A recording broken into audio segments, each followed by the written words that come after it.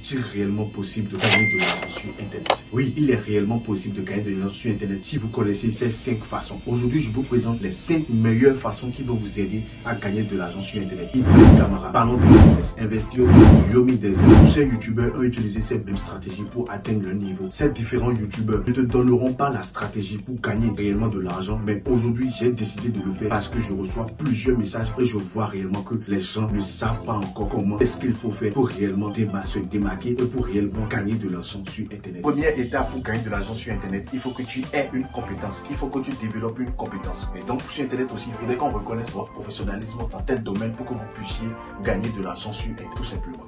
Alors, il y a plusieurs compétences tendances que je vais te présenter. Il y a des compétences que tu peux te lancer dedans, où tu peux te faire former et tu vas réellement gagner de l'argent. Je te laisse. La première compétence à développer actuellement, c'est le montage vidéo. C'est-à-dire devenir monteur de vidéos. Vous allez voir qu'il y a beaucoup de youtubeurs, il y a beaucoup de tiktokers, il y a beaucoup d'instagrammeurs qui font des reels. Vous voyez un peu, voilà, la vidéo est en tendance. La création de contenu est en tendance actuellement. Et ils ont besoin des vidéos professionnelles. Et pour avoir des vidéos professionnelles, il faut recruter des gens qui sont professionnels dans ce domaine. Donc tu peux te lancer dans ce domaine. Et je vais te montrer à la fin de la vidéo comment te faire former en montage vidéo gratuitement et payer aussi, c'est pour te former aussi. Deuxième compétence tendance à se lancer, c'est le design. Tu dois te lancer dans le design. Moi, j'ai commencé par le design. Que ce soit le design des affiches publicitaires, le design des sites, le design des tunnels de vente, le design de je ne sais quoi. Tout ce qui est design, tu dois te lancer dedans. Parce que les gens ont besoin de ça. On aura toujours besoin du design. Quand on parle d'internet, il y aura forcément du design. Si les gens ne désignent pas le design, pas plutôt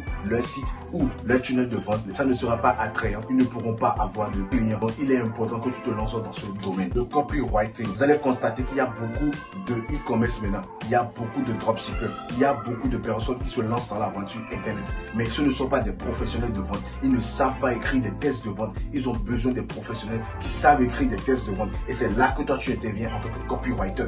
Donc du coup mon gars, forme-toi et lance-toi dans ce domaine. La création de tunnels de vente. Voilà aussi quelque chose qui est en demande actuellement. C'est vraiment en demande. Et donc, lorsqu'il y a quelque chose en demande, il doit y avoir quelqu'un qui doit combler cette demande-là. Et c'est toi, mon gars. Lance-toi aussi dans la création des tunnels de vente. Ça dit quoi? Les tunnels de vente, ça permet aux gens de vendre directement. Ça dit quoi? C'est des sites, d'accord, qui conduisent directement à la vente. Vous voyez un peu, à l'achat. Ça dit quoi? La personne doit vraiment acheter. Donc, du coup, les professionnels, des entrepreneurs qui se lancent sur Internet et ils ont besoin des gens qui vont leur créer ces genres de tunnels de vente-là, ces genres de sites qui leur permettent de vite vendre leurs produits. Ils ont besoin de toi. Il y a une demande conséquente par rapport à ce domaine. Donc, si tu veux te lancer dedans, je te montre aussi comment te lancer dedans à la fin de la. Nous avons aussi le closing. Le closing, c'est la vente par appel. Ça veut dire quoi? Tu vas passer des appels pour pouvoir vendre des produits. Et il me semble que c'est entre 8 et 12% que le vendeur te donne, d'accord? Quand tu closes bien, quand tu vends bien, on te donne 8 à 12% sur les commissions. Imaginons que tu vends un produit qui est à 1000 euros, tu as 100 euros comme commission à chaque fois. Si le pourcentage est de 10%, tu as 100 euros à 100 francs. Et si tu vends pour 10 000 euros, tu as 1000 euros de commission, tout simplement. Donc ce n'est pas compliqué, les gars. Il y a des stratégies pour ça, pour bien vendre. D'accord? Ça a l'air d'être compliqué, mais il y a des stratégies que les gens utilisent et lorsqu'ils t'appellent, tu seras obligé d'acheter leurs produits, tout simplement. Nous avons aussi l'assistant virtuel. Il y a beaucoup d'entrepreneurs actuellement. Il y a beaucoup de personnes qui se lancent sur Internet. Il y a beaucoup de commerçants, d'e-commerçants, je ne sais quoi, et ils ont besoin d'assistants virtuels. Un assistant virtuel fait quoi? Tu vas juste répondre à des messages, assister à des trucs, c'est-à-dire établir des programmes pour l'entrepreneur. Ce qu'il n'arrive pas à faire, tu vas le faire à sa place, tout simplement. Vous voyez un peu, beaucoup de messages, beaucoup de retours, etc.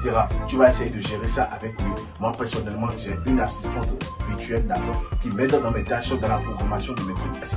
Bref, vous voyez un peu. Voilà. Donc, du coup, vous en avez besoin, les gars. Vous en avez besoin. Formez-vous dans ce domaine et vous allez trouver des entrepreneurs qui vont vous employer. La gestion du service client. Vous connaissez le service client? Lorsque le client paye, il faut des gens pour l'accompagner dans l'installation, il faut des gens pour les retours, il faut des gens pour avoir des avis, il faut des gens pour récolter. Si c'est tant, vous allez vous former dans la gestion des services clients, d'accord? On va vous recruter. Il y a beaucoup d'entrepreneurs, il y a beaucoup d'e-commerçants maintenant qui ont besoin de services clients, sur leurs retours, sur les avis, etc. Voyez un peu donc comment aider le client, voyez un peu pour qu'ils aient plutôt, d'accord, beaucoup de retours clients, voilà. C'est important. Ça va finir de trier les domaines. Après avoir fait ton choix, il faut que tu te formes. Ne vous lancez pas dans les domaines sans vous former. Je connais beaucoup de personnes comme ça. On vous parle des compétences, mais vous ne vous formez pas et vous vous lancez directement sur le marché. Non. Ne soyez pas incompétent sur le marché. Si vous êtes incompétent, vous allez détruire votre réputation à jamais, les gars. Donc du coup, une fois que vous avez choisi, après toutes les compétences que j'ai eu à citer, une fois que vous avez fait votre choix, essayez de vous former dans ce domaine, les gars. C'est important.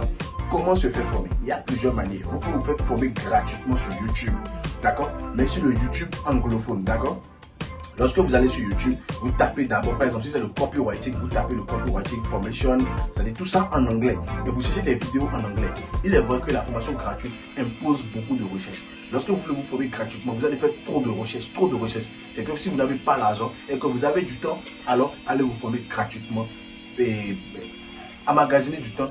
Et surtout, chercher des compétences et chercher des formations anglophones, s'il vous plaît. Parce qu'en milieu francophone, les vidéos sont incomplètes. Tout le monde le sait ça. Les vidéos sont incomplètes et les vidéos ne marchent pas réellement.